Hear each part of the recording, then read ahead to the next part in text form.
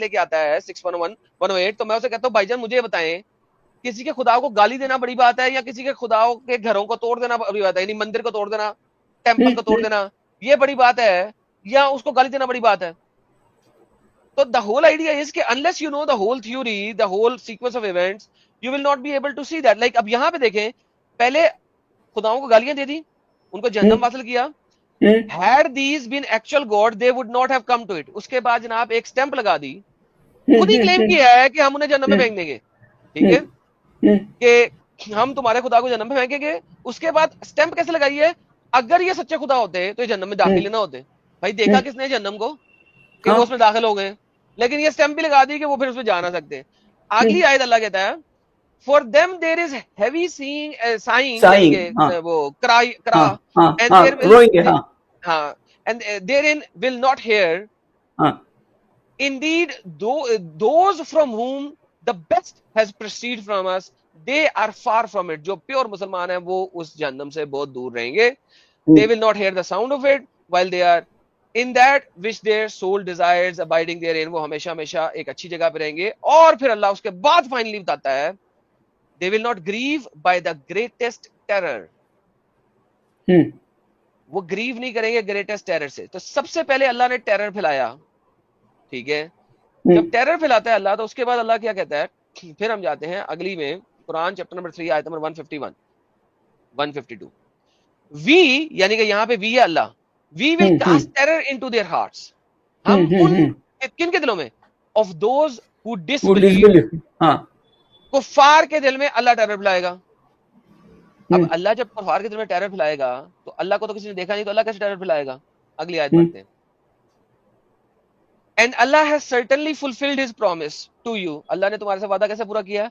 When you were killing them, जब तुम उन्हें कत्ल कर रहे थे, by his permission, until when you lost courage and felt despair about the order, and disobeyed after he had shown you what you love. Among you are some who desired this world and some who desire hereafter. Then he turned your back from them and then he might test you.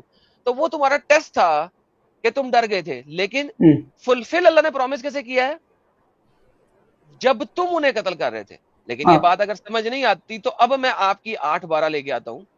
इसके बाद sequence के अंदर 8-12 अब ये आ जाती है, when your Lord inspired to angels, फरिश्तों से कहा, I am with you, तुम्हारे साथ हूं, so strengthen those who believe, and I will cast terror into the heart of those who disbelieve, so strike upon their necks and strike upon their every fingertip.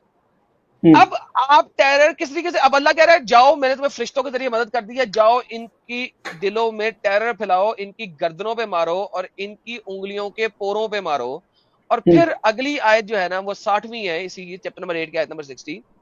तो अल्लाह फिर बताता है, and prepare against them whatever you are able of power and stead of war, by which you may terrify the enemy of Allah and your enemy and others beside them. देखिए यहां तक लोग पढ़ते हैं कि भाई वो तो अल्लाह के दुश्मन थे, हमारे दुश्मन थे भाईजान, and others beside them whom you do not know, but लेकिन जिनको अल्लाह जानता है। तो ये कौन है? ये वो कुफार है। तो भाईजान इस्लाम तो कह रहे कि टेरर फैलाओ उनको कत्ल करार करने के लिए। कहते हैं कि अरे आपका वो इसके मलिक का जो कुरानिक डॉक्ट्रिन ऑफ वॉर है, कुरानिक कंसेप्ट ऑफ वॉर है, वो तो वहां सीधा सीधा टेरर की बात करता है। तो सर फिर इसको मानने वाले को टेररिस्ट ना कहें तो क्या कहें सर? है जब वो खुद कह रहे हैं कि तुम्हारे हाथों टेरर फैलाना है हजरत, तुम्हारे हाथों टेरर फैलाना है आनंद साहब, तो जब वो अल्लाह खुद कह रहा है कि तुम्हारे हाथों टेरर फैलाना है, तो जो टेरर फैलाएगा उसको हम टेररिस्ट नहीं तो और क्या कहेंगे सर?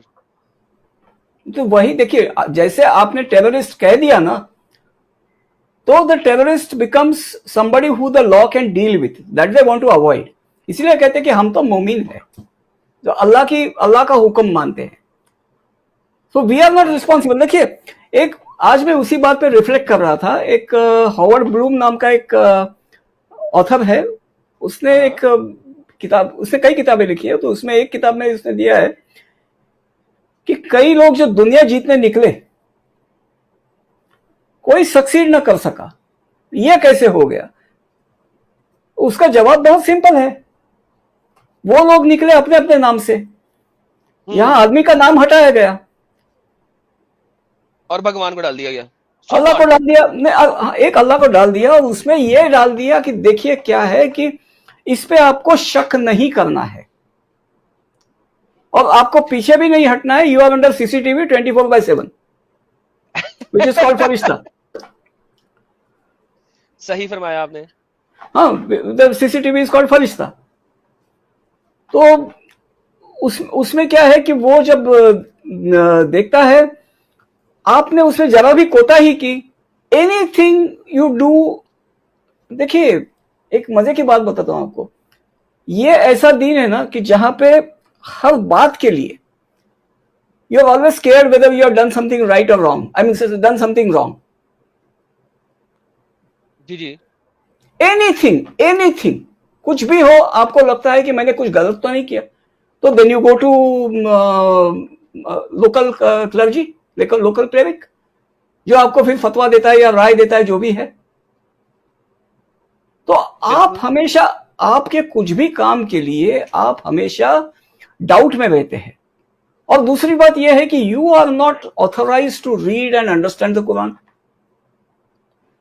बोलते आपके वो रहबरों के साथ आपको, मतलब उनसे समझना है, आप नहीं समझेंगे. क्यों भाई, क्यों नहीं समझ सकते आप? क्योंकि जी आप जब पढ़ेंगे तो आप शुगर कोटिंग के साथ नहीं पढ़ेंगे, आप वो पढ़ेंगे जो लिखा हुआ है. तो जब तक हम कड़वी घोड़ी पे चीनी हमसे सीखेंगे तो हम कड़वी घोड़ी के ऊपर चीनी लगा के आपको सिखाएंगे. बस सी बात है. नहीं, और एक बात है एडम, और एक बात है. देखिए, आप जब इनसे सुनेंगे तो क्या है कि उसके साथ एक मॉरल अथॉरिटी आती है और दूसरी एक अथॉरिटी आती है which can deprive you of your livelihood. Okay, please explain. बताता हूं. देखिए, भारत में कम से कम क्या है, जो नॉर्मल जो बरेलवी टाइप के जो है ना, ज्यादातर अक्सरियत जो बरेलवियों की है, उसमें गुर्बत बहुत है. अब बच्चे करते जाते हैं. होता क्या है, सारा पेट, माँ बाप की खुद की पेट भरने की औकात नहीं है, बच्चों को फिर मदरसे में जबरदस्ती जाना पड़ता है. पढ़ा नहीं सकते तो फिर जो भी, मतलब जब मदरसे में जाते हैं वहां हर कोई आलिम नहीं होता, लेकिन कुछ ना कुछ उसको काम लगाया जाता है. हर आदमी कहीं ना कहीं एम्प्लॉय किया जाता है. जैसे वो एम्प्लॉय होता है, उसके 2 ऑब्लिगेशंस है. उसको ये है कि इन्होंने मेरे रोटी का इंतजाम किया, तो इनके लिए जब ये बुलाए मुझे हाजिर होना होगा, लब्बैक करते. और पत्थर मारने को बोला तो मारना पड़ेगा. तो एक्चुअली क्या है ना, इनकी पॉवर्टी जो है ना, the poverty of the common Muslim. अब पॉवर्टी का स्पेलिंग बताइए एडम. POWERTY. बराबर है. अब वो V है ना जी, उसमें एक डंडी और लगा दिए, क्या हो जाता है? वाई, वो पावर हो जाता है. तो it is the power of poverty that they use. Nicely. अच्छा, एक चीज में, आप लोग जिस टॉपिक पे बात कर रहे हैं, तो मजा ही आया. कल मैं पाकिस्तानियों की स्पेस में बैठी हुई थी और सारे चंद मुसलमान भी थे, एथियस्ट भी थे. अच्छा, वो लगे हुए थे, मैं अकेली बैठी थी, सारे मर्द में अकेली औरत वहां पे. मैं कह रही हूँ कि देखो, ये मेरी गलती नहीं है कि मैं, Pakistan is a terrorist country और मैं जहां भी जाती हूँ, it's known all around the world. ये कोई चीज वैसी थोड़ी है कि छुपी हुई है. तो खैर, वो लोग ना इंडिया पे वो बोल रहे थे, इंडिया पे छोटी बच्ची को देखो, उसके साथ ये हुआ वो हुआ. मैंने सिर्फ ये बात बोली, मैंने कहा छोटी बच्ची पर तो तुम लोग जाना नहीं यार. उन लोगों ने मुझे म्यूट कर दिया. उन्होंने उनको, यानी जैसे कहते हैं ना, चोर की दाढ़ी में तिनका, राइट. कहने लगे आप जरा ना, आप ये हो जाए सब. मैंने अपनी सीटों से वो हो गए, जरा से खिसक गए. मैंने कहा मैं तो जेंस की बात कर रही थी, बेचारी की, जिसका क्या हाल किया था तुम लोगों ने. मगर क्योंकि तुम लोगों की दाढ़ी में तिनका है तो तुम लोग सारे घबरा गए छोटी बच्ची का नाम सुन के. इसे सेल्फ गिल्ट जो इनके अंदर है, दे थॉट कि मैं कहाँ जाने वाली हूँ. और मैं जा भी सकती थी उस तरफ, मगर मैं जानबूझ के नहीं गई. तो I am just telling you कि दे नो एग्जैक्टली कि इन लोगों के अंदर क्या गंदा है. नहीं, मैं आपको एक बात बताता हूँ. पाकिस्तान के बारे में अगर कहें ना, तो I have 2 lines to say in this. One is that the unspoken undeclared motto of Pakistan is खुदा के नाम से खुराफात.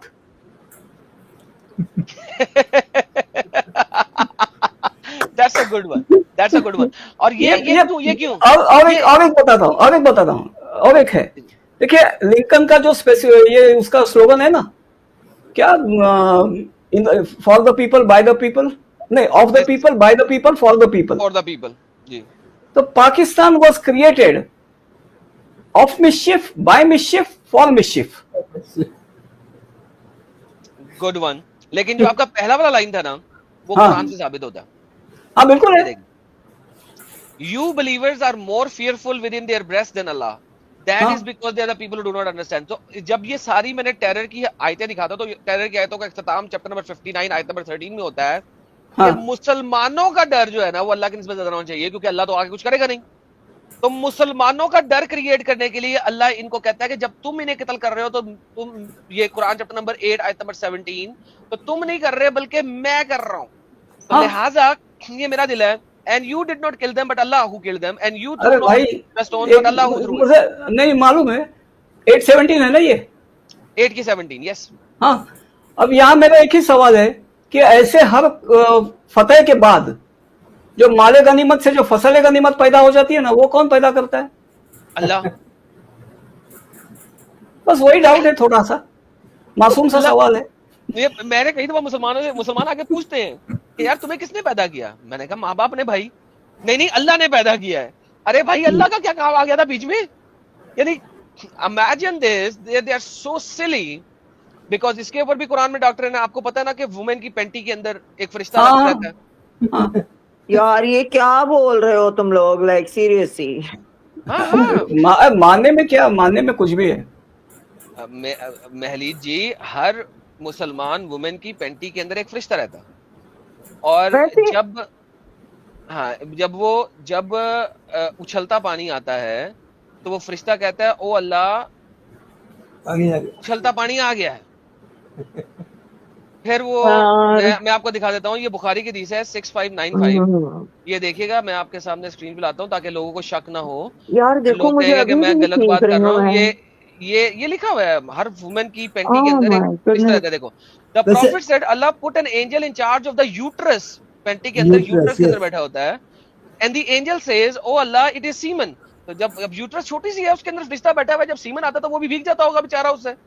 फिर वो कहता है, O Allah it's a clot, O Allah it's a piece of flesh. And then Allah if he wishes to complete his creation, the angel says, O lord male बनाऊं या फीमेल बनाऊं, इसको इविल डूअर बनाऊं या blessed doer बनाऊं। तो वो फरिश्ता female की पेंटी के अंदर जाके ये सारा कुछ कर रहा है। पेंटी के अंदर नहीं, वो अंदर है, उससे भी अंदर है वो। उससे भी थोड़ा अंदर ही है, you no. I'm just so confused. यानी कौन से साइंटिफिकली आप अंदर जाके देखा था कि वहाँ फरिश्ता है या वो? भाई देखिए, उस पे तो सवाल नहीं करना चाहिए। हाँ, ये सवाल बिल्कुल मैं वैसे तो मेरा दिमाग भी वैसे ही आधा ही है अकॉर्डिंग टू देम। तो मैं क्या करूँगा, वो बेचारा अगर पूरा दिमाग दे दिया होता तो मैंने क्या कर लेना था यार, सोचो। नहीं, आप इस चीज को छोड़े, एक तो फरिश्ता अंदर बैठा हुआ है। जब आप बच्चा पैदा करने वाली होती है, तब शैतान आ जाता है और आपके वो उस जहां से बच्चे ने निकलना है, उस सुराख के अंदर 2 उंगलियों के जरिए बच्चे को टच कर जाता है। उसका मैं क्या करूं? अब शैतान भी खेल रहा है फीमेल के साथ। ये देखें, no child is born that the devil touches it with his 2 fingers. There you go. ये देखें, Prophet said when any human being is born, Satan touches him at both sides of the body with his 2 fingers. वो औरत के उस सुराख के अंदर से 2 उंगलियां डाल के बच्चे को टच करता है, except for the Isa ibn Maryam whom Satan tried to touch but failed, for he touched the placenta cover. तो अब कोई ये नहीं कह सकता कि बच्चा पैदा होने के बाद टच हो रहा है, पैदा होने से पहले टच हो रहा है, because placenta cover is inside the female body, not outside the female body. तो शैतान जो है ना, वो औरत के वर्जाइना के साथ खेलता है right before the kid is being born and touches the kid. Now what should I do with that? Adam साहब बोथ साइड बोला है। हाँ, राइट और लेफ्ट, बोथ साइड से। भाई शैतान की उंगलियां बड़ी लंबी होती है, हाथ बड़ा होता है। बोथ साइड बोले तो आगे और पीछे हो गया ना? नहीं अब both sides of the body. अच्छा हाँ, राइट एंड लेफ्ट है, राइट एंड लेफ्ट है, हाँ, राइट एंड लेफ्ट है। इसकी एक और जगह पे एक्सप्लेनेशन है, but anyhow the whole idea is, sir कुछ लोग हैं जो कह रहे हैं जी बीजेपी ने, हम बीजेपी के साथ हैं। सर बीजेपी के साथ होने से क्या गलती क्या है, खराबी क्या है? मेरे ऊपर बड़े इल्जाम लगते हैं ये। मैं बीजेपी को वोट नहीं दे सकता, अगर कभी वोट दे सकता तो मैं जरूर देता, मगर द प्रॉब्लम इज कि what is wrong with BJP? BJP has not done anything wrong. But rather everything that he has done so far, बल्कि चंद चीजों में मेरा उससे इख्तलाफ है कि यूसीसी अभी तक क्यों नहीं डाला। यूसीसी होना चाहिए, यूनिफाइड सिविल कोड होना चाहिए। व्हाई इज देयर लाइक इस्लाम के लिए शरिया एक अलग कानून के वो 4 शादियां कर लें, फलाना कर लें, तब ट्रिपल तलाक, क्यों यूसीसी क्यों नहीं है? तो I am against BJP for that, but the rest of the things I'm quite in favor of it. यार ये नैरेटिव ना मैं भी सुन रही हूँ कि जब से मोदी आया है तो ये हो गया तो वो हो गया। मैंने कहा मुझको तुम या तो लॉ या पॉलिसी उसमें दिखाओ कि ये हो गया या वो हो गया। इंडिविजुअल्स जो कर रहे हैं ना वो आपको आपकी गवर्नमेंट में नहीं दिख रहा है। पाकिस्तान में जो इंडिविजुअल्स कर रहे हैं वो आपको आपकी गवर्नमेंट में, गवर्नमेंट तो अगर होगी तो ना, it's a joke that they call it a government, there is no democracy, so you can not compare Pakistan to India. India में लोगों ने इलेक्ट किया है उस बंदे को, आपके वहां तो सेलेक्ट होता है, इलेक्ट नहीं होता। तो I just don't get it, you know. King maker select करते हैं ना वहां पे। तो एडम साहब ये था प्राइवेट चैट, पब्लिक को भी दिखा दिया। हाँ छोड़े प्राइवेट चैट को, पब्लिक देख ले यार, ये लगे हुए हैं। एनीहाउ, तो सर आनंद साहब मुझे आप समझाइए ये what stance do you have for the BJP government? वो अपने टाइमिंग के हिसाब से करते होंगे, और क्या करने को तो बहुत चीजें हैं जो उनको करनी चाहिए, लेकिन एक बात मैं समझता हूं कि भारत का जो हिंदू जो है ना, वो चाहता है कि हर काम दूसरा कोई करे। जितना मुसलमान खुद सड़क पे उतर के एक्टिव होता है, उतना हिंदू बिल्कुल उसका 1 मिलियन भी नहीं है। बिल्कुल सही। और ये बात सर मैं कह थक चुका हूँ। अभी कोई मुसलमान का चैनल ये कर रहे हो और ये बातें कर रहा हो सर, वो कुत्तों की तरह फैलाते हैं। हाँ? हमारे यहाँ पे बैठे हुए सोए में, हमारे यहाँ पे सोए में, हाँ सुकून से सोए में, और मुझे समझ नहीं आती कि क्यों सोए में। नहीं तो ये, अरे भाई आपको बताता हूँ, आपको मतलब आप कोई अच्छा पॉडकास्ट करे या कुछ करे, कोई अच्छा सब्जेक्ट दे दे, वो उनको दिखाएं तो वो भी उनको समझ में नहीं आता, वो समझना नहीं चाहते, या कोई परिचित को भी दे दे तो वो भी सुनेगा नहीं सुनेगा उसकी कोई गारंटी नहीं है। को देगा तो किसी अच्छे को देगा, नहीं कोई नहीं। और एक दूसरे पे मतलब डाउट करने को सबसे आगे होते हैं। आनंद जी, जो हमारी जो अंडरस्टैंडिंग है उसी से वो दूसरे सामने वाले की भी चीजों को अंडरस्टैंड करना चाहते हैं ना। हाँ बिल्कुल, तकलीफ है, हाँ तकलीफ ही है एक्चुअली। और आप अगर किसी राइट विंगर को, किसी बीजेपी, किसी आरएसएस वाले को हमारी पॉडकास्ट दिखा दो तो वो सबसे पहले हमारे ऊपर में इल्जाम लगाएंगे कि ये लोग नफरती है। हाँ, समझना नहीं चाहते कि भाई ये लोग बोल क्या रहे हैं और ये इनकी किताबों में लिखा हुआ है या नहीं है, उसको देखना चाहते, नहीं समझना चाहते। बस वही गांधी ने दे दिया था कि भाई कोई मजहब नहीं सिखाता आपस में बैर करना, इस टाइप की बातें करते हैं। भाई देखिए, इकबाल ने क्या बोला था, मजहब नहीं सिखाता आपस में बैर करना। अब आपस से उसकी मुराद क्या थी? मुसलमानों के साथ।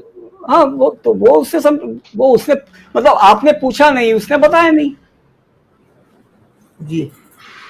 तो एक्चुअली मैं तो ये कहूंगा कि मजहब यही सिखाता काफिर से बैर रखना, जो इकबाल के काफी बयानों से साबित है। और यार वो जो हरे कृष्णा वाला चैनल वाले भाई हैं, क्या नाम है इनका यार, इनके असल चैनल मेरे पास आ नहीं रहा। एक सेकंड, इन्होंने कहा था कि हो रहा है, मेरे पास इस वक्त इनका चैनल नहीं आ रहा, उनकी वीडियो मैं ढूंढ रहा था। वो इस्कॉन वाले है ना, इन्होंने बोला था कि भाई बड़ी सीधी बात करते हैं, बड़ी सही करते हैं, मुझे बड़े पसंद है कि भाई ये बड़ी टू द पॉइंट बात करते हैं। कहते हैं हिंदू सो रहा है, हिंदू सो रहा है। उसको अवेंजर की फिल्म दिखाओगे तो वाह वाह वाह वाह करेगा। ये इनकी मुझे वीडियो मिल नहीं रही, ये किसी और चैनल ने कॉपी किया हुआ है, इनका कुछ और चैनल का नाम है यस अमोघ लीला जी। अमोघ, अमोघ लीला। यार ही इज लाइक यार वो सोए हुए हैं वो, और वो बिल्कुल सही बात है।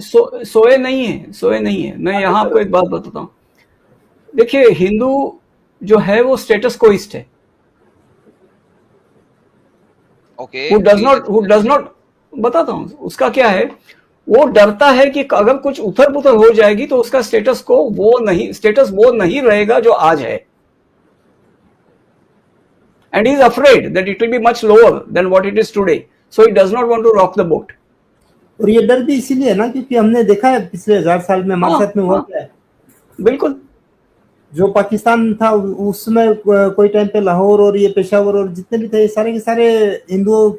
अरे एक मिनट, मैंने नीरज जी से कहा था, उन्होंने वो डॉक्टर रजत मित्रा करके है, उनके साथ उन्होंने एक वीडियो भी किया था उसके ऊपर। तो राजू मिश्रा ने, रजत मित्रा, हाँ हाँ हाँ, रजित मिश्रा जी, मित्रा जी।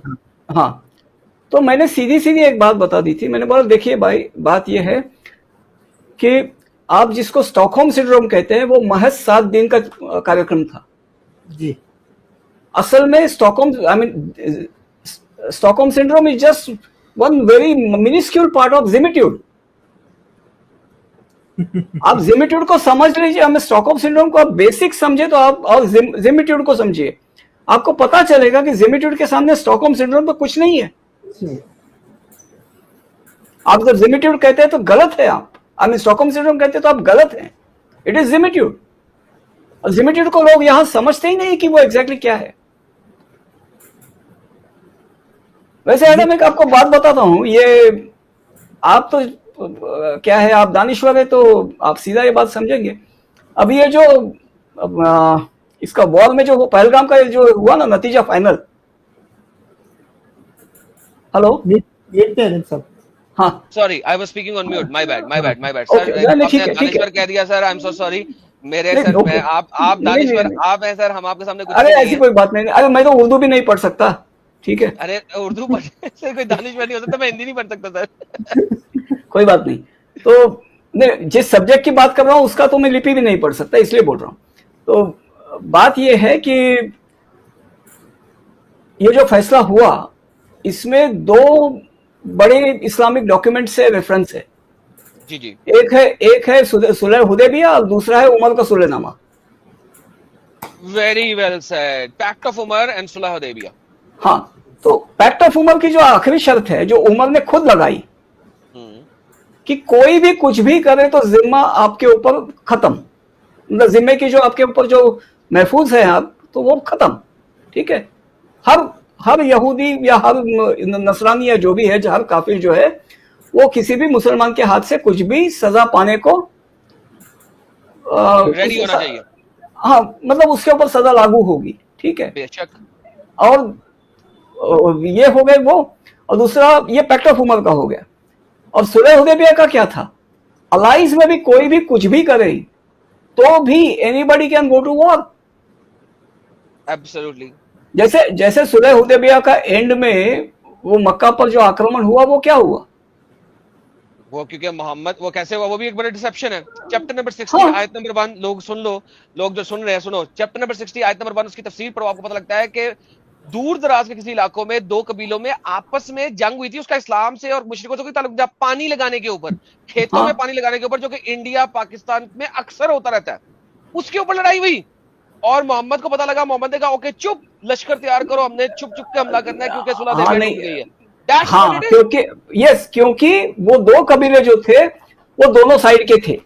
एग्जैक्टली। लेकिन सर मसला इस्लाम और काफिर तो यहाँ नहीं, वो मसला तो पानी का था। लेकिन जो आपने बात पहले की, किसी भी वजह से हो जाए तो हम तोड़ देंगे, that is what he did. Exactly, yes, exactly. और इसमें देखिए, इसमें क्या है, यहां क्या हुआ है कि मोदी ने जैसे कह दिया कि terrorist, any act of terror will be an act of war. Okay, yes, I heard that. ये हाँ, तो वो। और दूसरा ये है कि we don't see any separation between the sponsors of terrorism and Pakistan. मतलब ये state player, non state actor वगैरह हमारे लिए कोई नहीं, वो तुम्हारी एक्टिंग अभी नहीं चलेगी, तुम सब एक ही हो। बिल्कुल, क्योंकि इस्लाम इस चीज को कहता है कि यू आर टेररिस्ट। बट यहाँ पे स्पॉन्सरशिप की अगर बात करते हैं ना सर मैं आपको बताऊं, स्पॉन्सरशिप चाइना से भी बहुत आ रही है, because China does not want that. I know that, but देखिए पाकिस्तान आ रही है क्योंकि उसको नहीं चाहिए कि इंडिया जो है ना कराक्रम हाईवे पे कब्जा कर ले, because he doesn't want Karakoram highway to go into India. That is also true. देखिए बात क्या है, basically there is no terrorism, okay, there is no terrorism. ये क्या बेसिकली मैं बता रहा हूं आपको, हाँ बता रहा हूं, there is no terrorism, it is actually the business of keeping India disturbed, halting India's progress. वाह वाह, लो जी दोस्तों, जो आप लोग मुझे कह रहे थे कि मैं गलत बोल रहा हूं, मैं बार बार यही बोल रहा था कि India is the 4th largest economy, it's becoming a 3rd largest economy. India को इकोनॉमिकली वीक करना बहुत जरूरी है। ये देखो अब आनंद साहब, यही बिजनेस है, इसमें लोग खर्च होते हैं, वो क्या करें। और इस्लामिक डॉक्ट्रिन को यूज करना सबसे आसान है क्योंकि वो डॉक्ट्रिन है, उसे यूज कर रहे हैं। हाँ बिल्कुल। मतलब जो लोग मारे जा रहे हैं ना, वो बेचारे तो वो वाकई I feel pity for them. लेकिन सर वो पिटी आप कैसे फील कर रहे हैं? मैं कहता हूँ कि यार वो इसी डॉक्टर से निकलते क्यों नहीं है? हम समझा समझा के थक गए। कैसे निकले? एक मिनट भाई, नहीं नहीं नहीं, सुनिए, वो कैसे निकले? वो तो वही लोग हैं जो पॉवर्टी में से जिनको पॉवर्टी बनाया जाता है। यस, वो सोचने के काबिल नहीं है। जो असल में, देखिए, आपने यूरी बेज़मेनोव का नाम सुना है? सॉरी, किनका? Yuri Bezmenov? नहीं sir, I am so sorry, नहीं। ये he was a Russian defector, Soviet Russian defector to USA. Okay. उसने जो प्रोपेगेंडा मशीन थी सोवियत रशिया की, which was called Novosti, right. तो उसके अंदर क्या हो रहा था, क्या स्ट्रक्चर था, वो यूवी बेज़मेनोव ने डिस्क्राइब किया है। वो बोलता है कि वहां कुछ लोग थे जो वे फैनेटिक्स जो थे, बिल्कुल फैनेटिक, मतलब दिमाग यूज करने की उनकी कैपेसिटी नहीं थी, जो सुनते थे मानते थे। राइट। ठीक है, बिल्कुल, मतलब यू कैन से कम्युनिज्म के मुत्तकी थे वो। Got it. तो उनका कोई प्रोग्रेस वगैरह होता नहीं था, उनको यूज किया जाता था, ऐसे ही खर्च किया जाता था वायलेंस वगैरह करने के लिए, लोगों को डिसिप्लिन करने के लिए।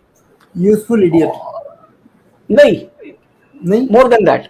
यूजफुल इडियट तो ऐसा ही है, ये वायलेंस वगैरह करने के लिए। यूजफुल इडियट तो प्रीचिंग वगैरह के लिए, प्रोफेसर्स वगैरह जो है वो। ओके, अच्छा, दूसरी बात ये है कि एक्चुअल जो टॉप पे जो राइज होते थे, वो साले एक नंबर के बदमाश होते थे। वो जानते थे कि ये सब ढकोसला है, सब झूठ है, and they were very, you can say, क्या कहता है उसको, दे वर वेरी सिनिकल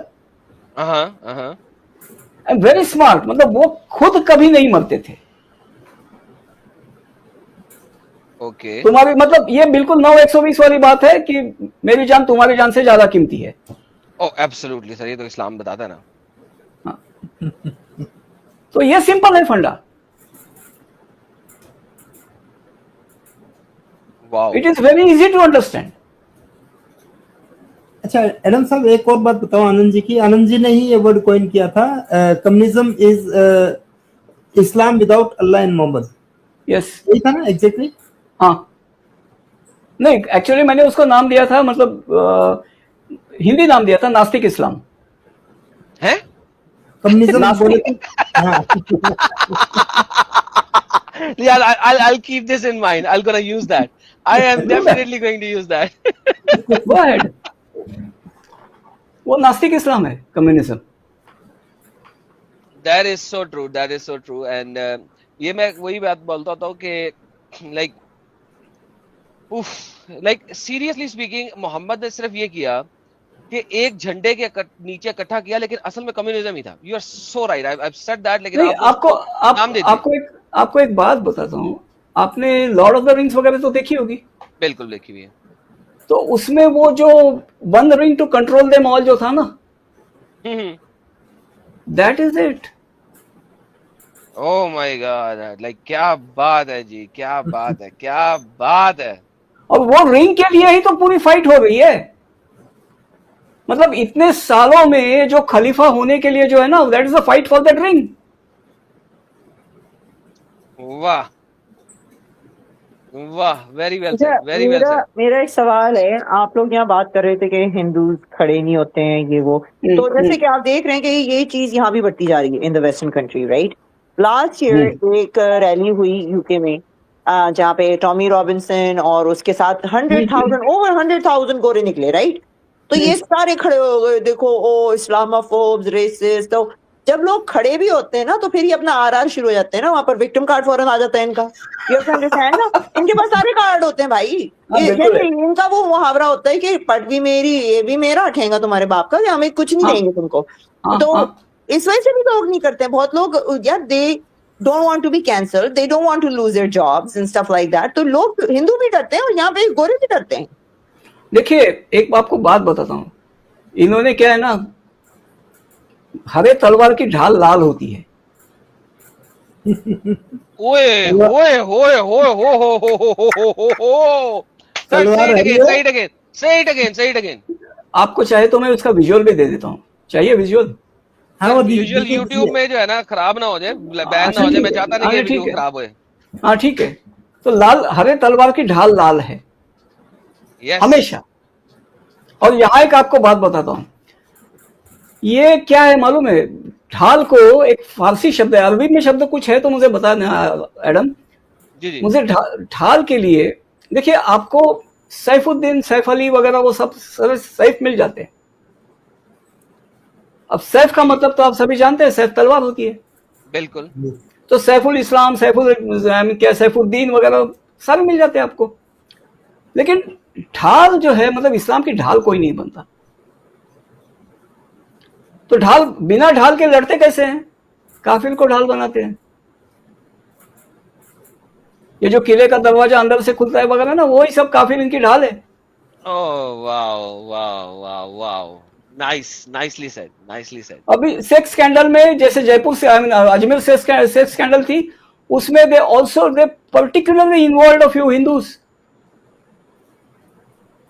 एक पुरुषोत्तम करके था, नहीं एक मिनट, वो पुरुषोत्तम करके था, वो बाहर निकला ना, उसको इतनी हेट मिली अपनी सोसाइटी से, अपने फैमिली से वगैरह, उसने सुसाइड कर ली। Oh, I didn't know this news. नहीं, वो पुरानी न्यूज है, बहुत पुरानी न्यूज है। मतलब आप पूछेंगे किसको तो आपको ये कंफर्मेशन मिल जाएगा। पुरुषोत्तम नाम था उसका, उसने सुसाइड कर ली थी। तो ये जो है, अच्छा मुझे एक पर्शियन शब्द मिला ढाल के लिए, वो है सिपल। सिफर नहीं, सिपर। ओके, हाँ, FAR नहीं, सिपर, PAR, SIPAR, सिपर। तो ये जो है, जो ढाल बनते हैं इनके, तो मैंने बोला सैफुद्दीन होता है तो सिपरुद्दीन क्यों नहीं होता भाई? क्योंकि वो काफिर है, डिस्पोज ऑफ करते हैं उसको, ढाल टूट जाती है, सैफ को इंटैक्ट रखते हैं। Saif has to be shielded. Wow sir, इसके लिए तो आपको जरा स्टैंडिंग ओवेशन मिलना चाहिए। अरे थैंक यू।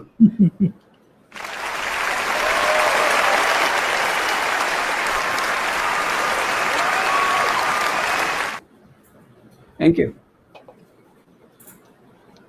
असल में बात यह है कि आनंद साहब, जी। बहुत सारी चीजें हम जब देख रहे होते हैं ना, मेरे जैसा बंदा, हाँ, क्योंकि वो बुक नॉलेज होता है, तो उसको बाज दफा आप जैसे लोग जो कि एक डिफरेंट मोर ग्लोबलाइज्ड पर्सपेक्टिव से देखते हैं ना, हमें बड़ा मौका मिलता है आप लोगों को सुन के लर्न करने का जी, और thank you। अंडरस्टैंड करने का। And like it's awesome how you actually described it, quite frankly. And और फिर एट द सेम टाइम काफिर की तो औकात ही कोई नहीं है ना, वो तो वर्स्ट ऑफ ऑल क्रीचर्स है, डंगरों हाँ। में से भी महाडंगर है। शरूर बरिया। हाँ जी, तो उसकी तो कोई औकात ही नहीं है। And I am amazed, even like जैसा मैं पहले भी कह रहा था कि यार इवन जो दिम्मी है सर जी, अगर वो कत्ल होता है तो उसकी, यानी आप देखें, मैं पहले भी लाना चाह रहा था, मैं नहीं ला सका, मैं अब दोबारा उसको फाइनलाइज कर देता हूं, क्योंकि मैं जो बोलता हूँ मैं दिखाना चाहता हूँ लोगों को कि मैं बोल अपने पास से नहीं रहा। आप ये देखिएगा कि जो मैंने पहले भी बताया था, द इंडिमिनिटी और the depth of injury of a woman is 1/2। औरत की आपने 1/2 देनी है मर्द के बराबर। The indemnity paid for a जू और अ क्रिश्चियन इज 1/3। यानी अगर 1 लाख है तो आपने 33,000 देना है। But indemnity paid for a Muslim, like comparative, like 1/3 है। The indemnity paid for a Zoroastrian is 1/15th। Sir ji क्या औकात है यार, क्या और एक बात है, देखिए इमदाद अल सलीक में ये ज़ोरास्ट्रियन का नाम लास्ट काउंटेड है जी, हिंदू इज नॉट काउंटेड, क्योंकि वहां पे था ही नहीं, हिंदुओं का पता ही नहीं था, उन्हें पता ही नहीं हिंदू किसे कहते हैं। एग्जैक्टली, हाँ, नहीं हिंदू उनके डोमेन में नहीं था, इनके डोमेन में ज़ोरास्ट्रियन था। हाँ, क्योंकि पर्शिया तक पहुंचे थे ना, सिर्फ इससे आगे गए नहीं थे। अगर इसके गए होते तो यहाँ से आगे हिंदू के बारे में भी लिखा होता। अगर ज़ोरास्ट्रियन 1/15 है तो हिंदू शायद 1/21 होता, लेकिन इस वक्त हम हिंदुओं को ज़ोरास्ट्रियन में डाल देते हैं, क्योंकि अगर वेदों में देखें तो Agni is the first one, is like is holy, Agni is holy. So you can, so right now एक हिंदू मारो 6,000 दो, मुसलमान मारोगे तो लाख, अगर लाख है तो मुसलमान का लाख है तो हिंदू का 6,600 है, 1/15। नहीं, एक बात, ज़ोरास्ट्रियन का 1/15 आ रहा है, लेकिन हिंदुओं का तो मुशरिकों में काउंटिंग होगी, तो उनकी तो कोई ज़ोरास्ट्रियन में मुशरिक है ना, मुशरिक है यार। यू नीड टू अंडरस्टैंड कि आनंद भाई क्या कह रहे हैं। सर आनंद जो कह रहे हैं बिल्कुल सही कह रहे हैं, he is right on spot, that these people when they were writing these, they had no idea what Hinduism is and what Hindus are, so we have to count them as Zoroastrians. ये बात तो मैं भी कहता हूँ। और इसमें एक और बात है, ये जो रसूल की एक हदीस है जिसमें बोलते हैं कि मुझे हिंद से खुशबू आ रही है, तो ये भी बाद में घड़ी हुई बात है ना। हो सकता है बाद में डाली हुई हो, हिंदुओं को खुश करने के लिए, हिंदुओं को खुश करने के लिए। क्योंकि कहीं पर भी हिंदुस्तान का कोई जिक्र न तो कुरान से मिलता है, न हदीसों से मिलता है, न किसी और चीज से मिलता है। एक गजवा हिंद की बात आती है और एक हिंद से खुशबू आ रही है रसूल को। भाई कौन से हिंद से खुशबू आ रही थी? आपको पता ही नहीं हिंदुस्तान के बारे में तो। अरे भाई अमित रुक जाओ यार, अरे भाई अमित रुक जाओ यार, गलत बात है। और मैं डिसएग्री करूंगा यहाँ पे आनंद सर से इस वक्त। जी आनंद साहब, I'm gonna disagree. I'm so sorry. I'm going to disagree. go ahead, मैं आपको बताता हूँ कि हिंद से खुशबू क्यों आ रही है। आपका क्या ख्याल है? नंबर एक, just give me the answer like according to your perspective. Hind से अगर मोहम्मद को खुशबू आनी है तो वो हिंदुओं की खुशबू आनी है, राम जी की खुशबू आनी है, कृष्णा जी की खुशबू आनी है, ओम जी की खुशबू आनी है, किसकी खुशबू आनी है? Tell me. You should know about the gods of Hindus. Culture की बात होती कुछ नहीं। यही तो बात है। इसका आपको ये मैं इसको कई दफा एक्सप्लेन कर चुका हूँ, मैं अब आपके सामने एक्सप्लेन करता हूँ। ये देखिए, ये मोहम्मद की अपनी ही हदीस है, कोई मजाइका नहीं है। Check this out, listen. मुसलमानों के अपने मुंह से सुने, मेरे से सुनेंगे तो आप मानेंगे नहीं, मुसलमानों के मुंह से सुने। जमीन का वो हिस्सा है जहाँ अबुल बशर हजरत सैयदना आदम अलैहिस्सलाम ने सबसे पहले कदम रखा, उन पर वही का आगाज भी यही हुआ। दूर मोहम्मदी सल्लल्लाहु अलैहि वसल्लम हजरत आदम अलैहिस्सलाम की पेशानी में अमानत था। इस तरह रसूल खुदा सल्लल्लाहु अलैहि वसल्लम का इब्तिदाई ज़हूर इसी सरजमीन पर हुआ। इसीलिए आप सल्लल्लाहु अलैहि वसल्लम ने फरमाया, मुझे हिंदुस्तान से रब्बानी खुशबू आती है। अच्छा, ठीक है जी सर, पता लगा अब आपको? रब्बानी खुशबू आती है क्योंकि आदम जो है वो सबसे पहले हिंद पे, आदम को सबसे पहले जब जमीन पे फेंका गया था तो हिंद में फेंका गया था। बाय द वे ये एक सही हदीस नहीं है, FYI। Majority of the scholars इसको रिजेक्ट करते हैं, बट वंस अगेन, और आदम की पेशानी के अंदर, यानी पेशानी मींस माथा, फोरहेड, उसके अंदर मोहम्मद की वर्चुअल प्रेजेंस थी। नूरे मोहम्मदी था। तो देखिए, अब ये उसने क्लेम किया है इस मुसलमान ने, लेकिन इन रियलिटी मोहम्मद ने जब कहा था ना मुझे हिंद से खुशबू आती है, तो ये उस हदीस में एक लफ्ज को गायब कर देते हैं, खुशबुए रब्बानी, यानी कि रब कहते हैं गॉड को, खुशबुए गॉड आती है। और वो कब आएगी? जब आप उस पे कब्जा करेंगे गजवा हिंद करके। This is what he said. These people are emitting a word from the middle. They are using the Islamic doctrine of kitman. कितमान कहता है कि जब आप झूठ बोले तो आप उमिट कर सकते हैं सर्टन चीजें। मैंने ये अपनी प्रेजेंटेशन दिखाई भी इस्लामिक डॉक्ट्रिन ऑफ लाइंग के अंदर, मैं आपको दोबारा दिखा देता हूँ। ये मैं दिखाता हूँ। This is called kitman and this is Islamic doctrine of thou shall lie. और इसके अंदर देखिए कितमान, डिसीट बाय साइलेंस और omission, lying by omitting certain words. For example, 532 तुम्हारे लिए if you have killed one man, बाकी चीजें आपने गायब कर दी क्योंकि उसके अंदर एक्सेप्शन है, एक्सेप्शन को आपने गायब कर दिया, ओमिट कर दिया। सेम इज द केस खुशबू वाली हदीस के अंदर है, रब्बानी खुशबू आती है, अल्लाह की खुशबू आती है कि तुम वहां पे हमला करोगे, वहां पे अल्लाह का परचम दागोगे। They emit a word from that particular hadith. That's the reality, sir. And I'm sorry I disagreed with you on that because no, like, that's okay. I'm so sorry. No, I'm thankful. देखिए, I do not claim to be perfect and I always like to be, मतलब कहीं भी गलती हो ना तो सुधर जाना अच्छा है। See, you did it in a friendly manner. Somebody else would have laughed at it. So I'm thankful. I'm grateful to you. धन्यवाद सर, धन्यवाद सर, आपके बड़प्पन का धन्यवाद सर। नहीं तो ये जो है अभी जो आपने बात बताई कि एडम का, वैसे तो कहते हैं कि सेरेंडिप में उतरा था, मतलब श्रीलंका में उतरा था। वैसे ये तो गार्डन ऑफ एडम कहाँ था फिर? सर मुझे ये बताएं, आदम को अल्लाह ने जन्नत में रखा था और जमीन का उसने खलीफा बनाना था, ये क्या बकवास है? अगर जमीन का खलीफा बनाना था, जन्नत में आम लेने के लिए रखा था। नंबर एक बात। नंबर दूसरी बात, ये आदम हिंद में उतरा था या श्रीलंका में उतरा था, और सो कॉल्ड एडम्स ब्रिज था वहां पे, क्वाइट फ्रैंकली। एडम्स ब्रिज गोरों की इजाद है। ये जब ब्रिटिशर ने इंडिया पे कब्जा किया, they named it। उससे पहले आपको एडम्स ब्रिज नहीं मिलता हिस्ट्री के अंदर, नहीं है, it was Ram Setu. Exactly, thank you so very much, that was Ram Setu bridge, right. So Adam's bridge की इजाद रखी जा रही है 15th-16th सेंचुरी के अंदर और 17th सेंचुरी के अंदर, I don't know exactly when, but when the Britishers were here and they invaded it and they called it Adam's bridge. देखिए मुसलमान का क्या एक कैरेक्टरिस्टिक है, जिस पे वो हाथ रख देते हैं ना, उस चीज का ईजाद वही हो जाता है, उस चीज की हिस्ट्री वहीं से शुरू हो जाती है। उसके पहले जो कुछ था वो नहीं, उसकी वो बात ही नहीं करेगा। That's the reality of it। तो आदम हिंद में उतरा था। अच्छा, अगर हम ये भी पढ़ेंगे कि एडम वाज इन इंडिया, तो उसके अंदर भी आपको बड़ी चीजें मिलती हैं। क्यों? कि वहीं पे जहां पे लिखा हुआ है कि आदम जो है वो इंडिया में आया था, वहां पे ही लिखा हुआ है कि नहीं यार रिजेक्टेड है। क्या है? यू नो, रिजेक्टेड है, lord do not accept this narrative. Then how can you say that? अरे कई हदीसें तो मैं देखता हूँ ना, मतलब कोई अच्छा सा ये मुहद्दिस या मुहद्दिस क्या कहे, कोई मौलाना भी स्टेज पे बैठा हो तो उसके सामने कोई कुछ बोल देता है।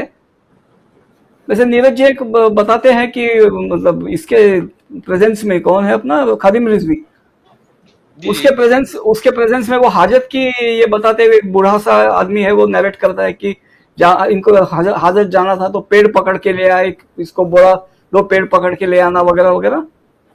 वो जमीन खा जाती है फारिग होने के बाद, तुमको ये पता नहीं है वगैरह। वो जो है वो इस तरह से खादिम रिजवी कुछ नहीं बोला, लेकिन मैं ये कह सकता हूं कि वो आदमी जो है ना, या उसको सुनने वाले, because Khadim Rizvi did not contradict, they will say that this is a हदीस। वहां खादिम रिजवी बैठे थे, तुम कौन होते हो, तुम उनसे बड़े हो क्या?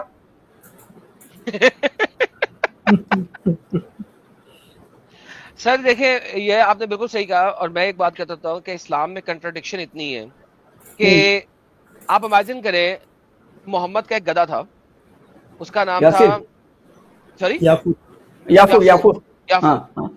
मोहम्मद का गधा था, उसका नाम था याफूर। अच्छा, आप कंट्राडिक्शन का लेवल देखें कि मोहम्मद के उस गधे के बालों के ऊपर इतराज है कि कुछ लोग कहते हैं कि मोहम्मद का वो गधा जो था उसके बाल ग्रे थे, कुछ लोग कहते हैं नहीं उसके बाल सफेद थे, कुछ लोग कहते हैं नहीं उसके बाल रेड थे।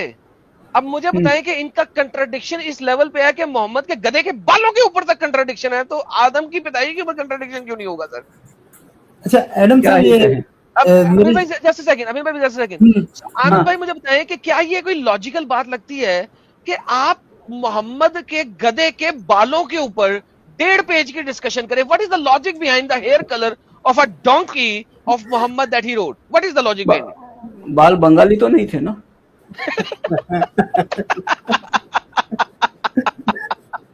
पूछ लेता हूँ भाई। But like on a serious note, I know you laughed about it, and it's a laughable thing. But like, what do you think? Why? It's just so silly, isn't it? Isn't it silly? No, when you limit the क्या है epistemology आपकी इतनी limited है, तो उसी के अंदर फिर वो गागर में सागर क्रिएट किया जाएगा ना। वाह।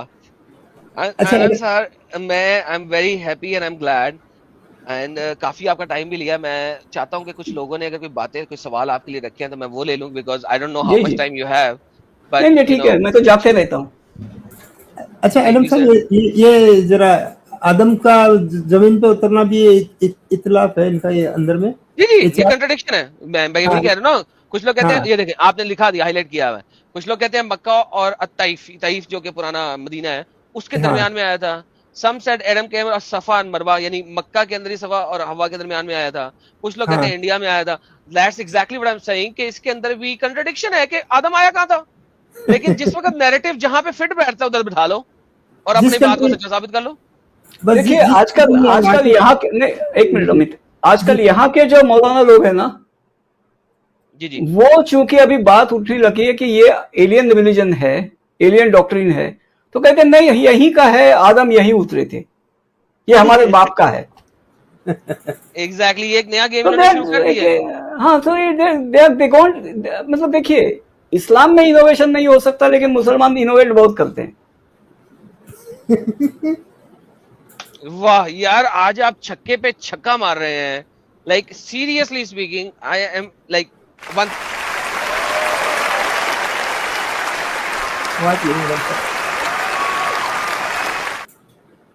Sir, once more. See, they say that इस्लाम में इनोवेशन नहीं हो सकता, लेकिन मुसलमान ये लिमिटेड दायरे में अपने अपने इनोवेशन बहुत करते हैं। वाह,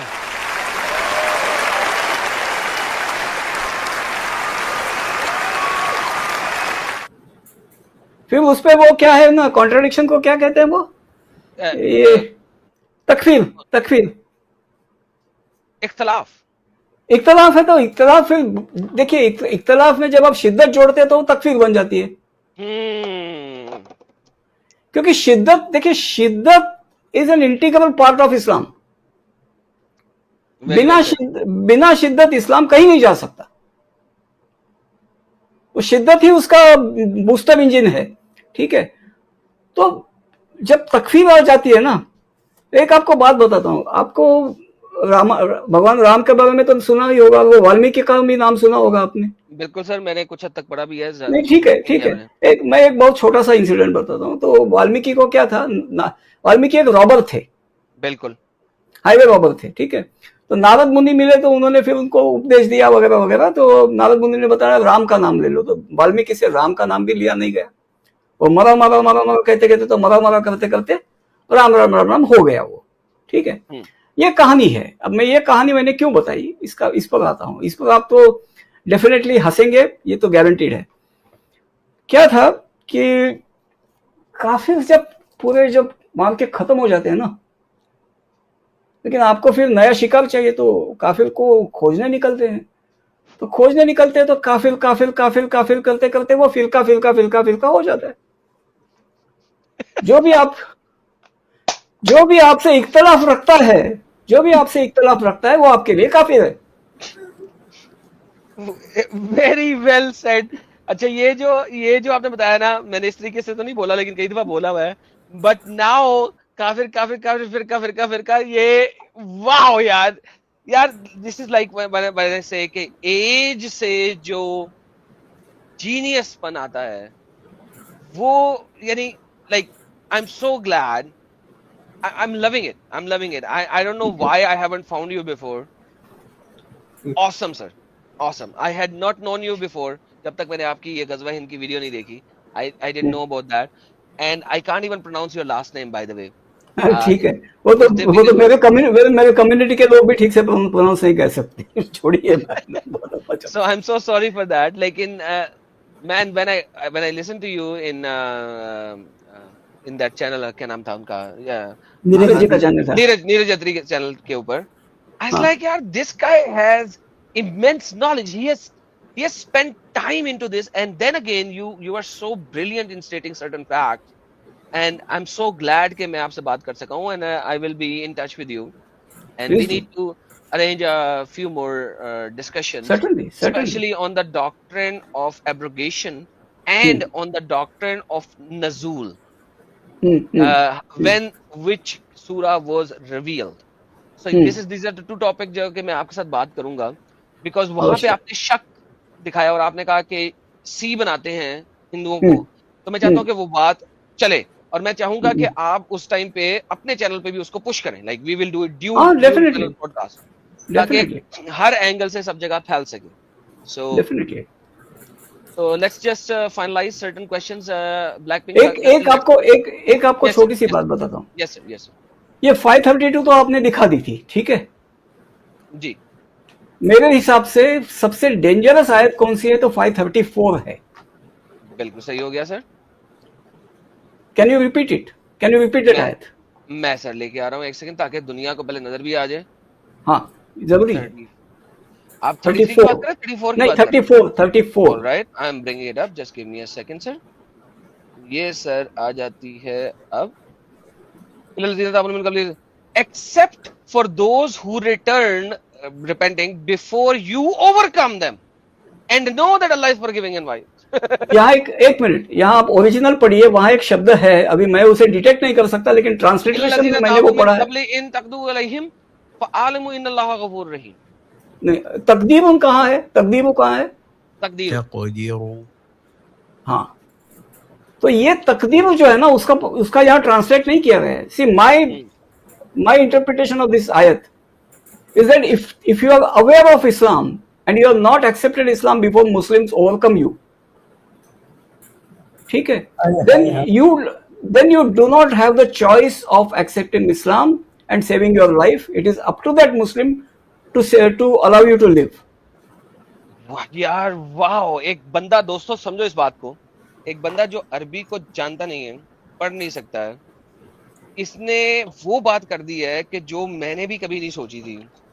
बिकॉज तकदीर जो है वो कदर से निकलता है, और इसकी तफसीर पढ़ेंगे तो लाजमन इस टाइप की कोई ना कोई चीज लिखी होगी।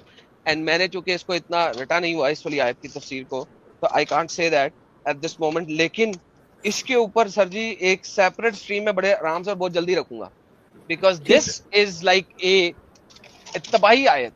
क्योंकि like a lot of times, like असल में हम लोग जब पढ़ते हैं ना, तो हम लोग एक डिफरेंट तरीके से पढ़ रहे होते हैं, एक प्रीवियस माइंडसेट साथ में चल रहा होता है। बट व्हेन अ पर्सन जिसने प्रीवियस माइंडसेट नहीं है, कोई डॉक्टर नहीं है उसके पास प्रीवियसली, वो उसको डिफरेंट तरीके से देख रहा होता है। एंड आई एम ग्लैड कि आपने ये बात एक्सपोज की है। It's awesome, it's awesome, it's awesome. Thank you so very much, highly appreciate. Like ये, अच्छा दोस्तों, अगर आप लोग समझो तो ये 33 के बाद आती है। 33 के अंदर बाद 33 में यह है कि इन्नमल जज़ाउल्लज़ीना युहारिबूनल्लाह व रसूला, वो लोग जो अल्लाह और उसके रसूल से लड़ाई करते हैं, जिसका मतलब है कि वो नहीं मानते उसको, उनके हाथ काटो, मुखालिफ सिमतों से कत्ल करो, मुल्क बर्द कर दो। उसके बाद ये आयत आती है, एक्सेप्ट फॉर दोज जो तकदीर की वजह से, जो अल्लाह ने पहले से लिख दी थी, वो वापस आ जाते हैं। मैं तो ये कहता हूं कि मतलब मुसलमान is the master of their fate.